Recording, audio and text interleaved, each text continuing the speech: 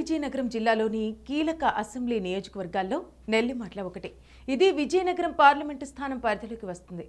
గతంలో ఇది భోగాపురం అసెంబ్లీ నియోజకవర్గంగా ఉంది.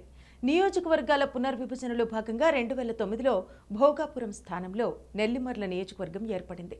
2009లో జరిగిన అసెంబ్లీ ఎన్నికల్లో కాంగ్రెస్ తరపున పోటీ చేసిన బద్దుకొండ అప్పలనాయుడు కేవలం 597 ఓట్ల మెజారిటీతో గెలుపొందారు. 2014లో ఆయన ఫ్యాన్ గుర్తుపై పోటీ చేసి టీడీపీ అభ్యర్థి నారాయణస్వామి నాయుడు చేతిలో ఓడిపోయారు. అయితే 2019 అసెంబ్లీ ఎన్నికల్లో అప్పలనాయుడు వైసీపీ తరపున మళ్లీ పోటీ చేసి గెలిచారు. నెల్లిమర్ల స్థానంలో గత 3 ఎన్నికల్లో కాంగ్రెస్, టీడీపీ, వైసీపీలు చెరోసారి విజయం సాధించాయి. అయితే 2024 ఎన్నికల్లో టీడీపీ, జనసేన, బీజేపీ పొత్తులో భాగంగా నెల్లిమర్ల నియోజకవర్గాన్ని జనసేనకు కేటాయించారు. ఈసారి జనసేన అభ్యర్థి లోకం నాగమాధవి పోటీ చేస్తున్నారు. ఈ నియోజకవర్గంలో జనసేన, వైసీపీ అభ్యర్థుల మధ్య ప్రధానంగా పోటీ నెలకొంది. జనసేనాని పవన్ కళ్యాణ్ ఈ నియోజకవర్గంపై ప్రత్యేక దృష్టి సారించారు.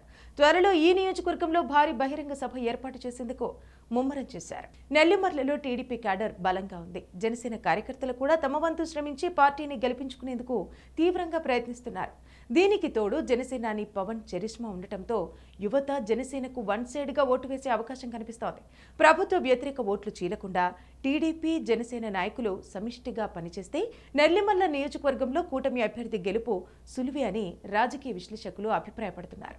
చూడాలి మరి ఈ ఎన్నికల్లో నెల్లిమర్ల ప్రజలు ఎవరికి పట్టం కడతారు. అధికారం కట్టబెట్టేది శాసించడానికి కాదు, పాలించడానికి.